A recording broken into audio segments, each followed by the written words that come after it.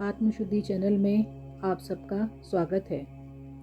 मित्रों, जय श्री राम। एक बार की बात है, भक्त कबीर कंधे पर कपड़े का थान लादे और हाट बाजार जाने की तैयारी करते हुए भक्त कबीर को माता लोई संबोधन करके कहती हैं, भगत जी, आज घर में खाने को कुछ भी नहीं है। आटा, नमक, दाल, चावल, गुड़ और शक्कर सब खत्म हो गए हैं। शाम को बाजार से आते हुए घर के लिए राशन का सामान लेते आइएगा। भक्त कबीर जी ने उत्तर दिया, देखता हूँ लोई जी, अगर कोई अच्छा मूल्य मिला तो निश्चय ही घर में आज धन धान्य आ जाएगा। माता लोई जी कहती हैं, साईं जी, अगर अच्छी कीमत ना भी मिले तब भी इस बुने हुए थान को बेचकर कुछ राशन तो ले ही आना। घर के बड़े बूढ़े तो बर्दाश्त कर भी लेंगे, पर कमाल और कमाली अभी छोटे हैं। कमाल और कमाली संत कबीर जी के पुत्र एवं पुत्री थे, उनके लिए तो कुछ ले ही आना। जैसी मेरे राम की इच्छा, ऐसा कहकर भक्त कबीरदास जी हाट बाजार को चले गए। बाजार में उन्हें किसी ने पुकारा, वाह साई, कपड़ा तो बड़ा अच्छा बुना है और ठोक भी अच्छी लगाई है। तेरा परिवार बसता रहे, ये फकीर ठंड में कांप कांप कर मर जाएगा। दया के घर में आ और रब के नाम पर 2 चादरों का कपड़ा इस फकीर की झोली में डाल दे। भक्त कबीर जी, 2 चादरों में कितना कपड़ा लगेगा फकीर जी? फकीर ने जितना कपड़ा मांगा, इत्तेफाक से भक्त कबीर जी के थान में कुल उतना ही कपड़ा था। भक्त कबीर जी ने पूरा थान उस फकीर को दान में दे दिया। दान करने के बाद जब भक्त कबीर जी घर लौटने लगे तो उनके सामने अपनी माँ नीमा, वृद्ध पिता नीरू, छोटे बच्चे कमाल और कमाली के भूखे चेहरे नजर आने लगे। फिर लोई जी की कही बात कि घर में खाने की सब सामग्री खत्म हो गई है, दाम कम भी मिले तो भी कमाल कमाली के लिए कुछ तो ले आना। अब दाम तो क्या, थान भी दान में जा चुका था। भक्त कबीर जी गंगा के तट पर आ गए।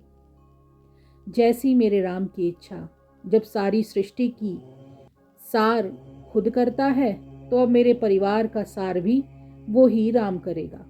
और फिर भक्त कबीर जी अपने राम की बंदगी में खो गए। अब भगवान कहाँ रुकने वाले थे? भक्त कबीर जी ने सारे परिवार का जिम्मेवारी अब उनके सुपुर्द जो कर दी थी। अब भगवान जी ने भक्त कबीर जी की झोपड़ी का दरवाजा खटखटाया। माता लोई जी ने पूछा, कौन है? कबीर का घर यह है ना? भगवान जी ने पूछा। माता लोई जी, हाँ जी, लेकिन आप कौन? भगवान जी ने कहा, सेवक की क्या पहचान होती है भक्तानी, जैसे कबीर राम के सेवक वैसे ही मैं कबीर का सेवक। ये राशन का सामान रखवा लो। माता लोई जी ने दरवाजा पूरा खोल दिया। फिर इतना राशन घर में उतरना शुरू हुआ कि घर के जीवों की घर में रहने की जगह ही कम पड़ गई। इतना सामान कबीर जी ने भेजा है? मुझे नहीं लगता, माता लोई जी ने पूछा। भगवान जी ने कहा, हाँ भक्तानी, आज कबीर का थान सच्ची सरकार ने खरीदा है। जो कबीर का सामर्थ्य था उसने भुगतान दिया, और अब जो मेरी सरकार का सामर्थ्य है वो चुकता कर रही है।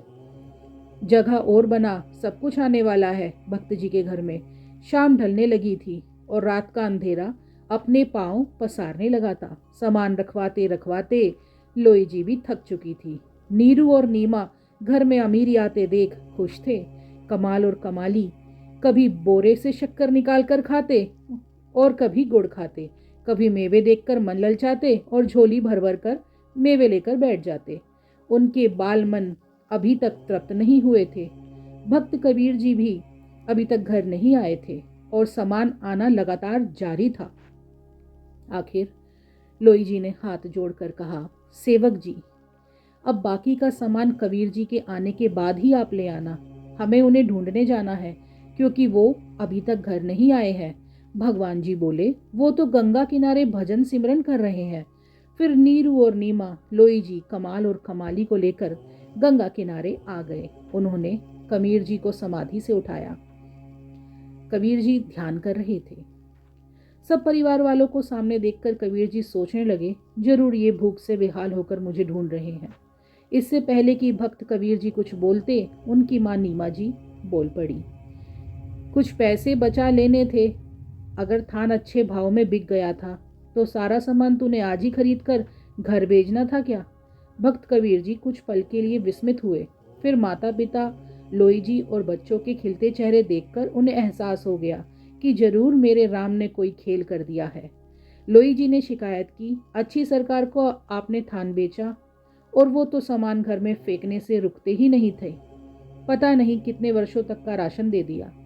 उनसे मिन्नत करके रुकवाया, बस कर, बाकी कबीर जी के आने के बाद उनसे पूछकर कहीं रखवाएंगे। भक्त कबीर जी हंसने लगे और बोले, लोई जी वो सरकार है ही ऐसी, जब देना शुरू करती है तो सब लेने वाले थक जाते हैं। उनकी बख्शीश कभी भी खत्म नहीं होती। उस सच्ची सरकार की तरह सदा कायम रहती है। तात्पर्य है कि कभी तो सिर्फ और सिर्फ हमारे अंदर ही है। कमी वास्तव में सिर्फ और सिर्फ हमारे अंदर ही है। हमें अपने सद्गुरु पर पूरा विश्वास होना चाहिए। यदि हम अपने सद्गुरु पर पूरा विश्वास रखेंगे तो फिर हमें कभी भी और किसी भी तरह की कमी नहीं रहेगी। जिसके मन का भाव सच्चा होता है उसका हर काम अच्छा होता है। दोस्तों, ये मेरी एक कहानी शेयर करने का मकसद था। आप सबको ज्ञात होगा कि आने वाली 22 जनवरी को श्री राम मंदिर का उद्घाटन है और पूजन है। तो क्यों ना हम लोग भी सच्चे मन से सच्ची सरकार श्री राम जी के चरणों में अपना सर्वस्व न्यौछावर करके उनके ध्यान में ऐसे मग्न हों और 22 जनवरी का उत्सव इतने लगन के साथ मनाएं कि वो दीपोत्सव की गूंज पूरे ब्रह्मांड में फैल जाए। दोस्तों, यदि आपको ये चैनल अच्छा लगता हो तो एक नया चैनल है, अपना सहयोग अवश्य दें। लाइक, सब्सक्राइब और शेयर करें। जय श्री राम, जय श्री राधे।